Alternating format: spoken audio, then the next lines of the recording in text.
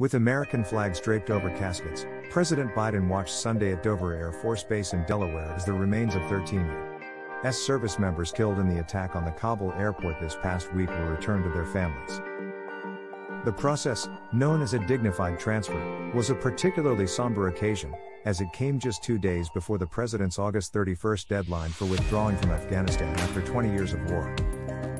Sunday's ceremony marked the first time as president that Biden had traveled to Dover to witness the return of fallen U.S. service members. The families of 11 of those killed Thursday in the ISIS-K suicide bombing at the Hamid Karzai International Airport allowed news media to document the event. The remains of 2 other service members were transferred out of public view at the request of their families.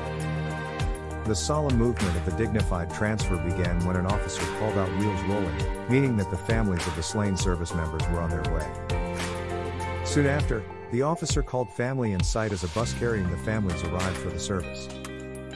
Families quietly filed out of the vehicle before moving on to a sitting area.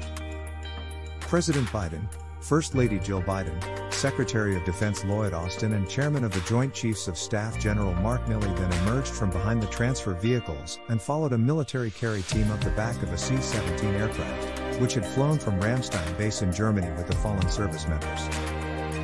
Biden later emerged from the back of the C-17 and got in line in front of the other distinguished visitors. An officer called out "Present," and then another called out "Present." Biden, the First Lady and Austin then put their hands over their hearts, and Milley stood at attention as an Army carry team delicately walked down the first transfer case off the back of the C-17. Marine carry teams followed, using the same movements and procedures, with 9 transfers. A woman's cries could be heard as the first fallen Marine was delicately walked the 30 yards from the C-17 to an awaiting vehicle. A Navy carry team carried the final transfer case.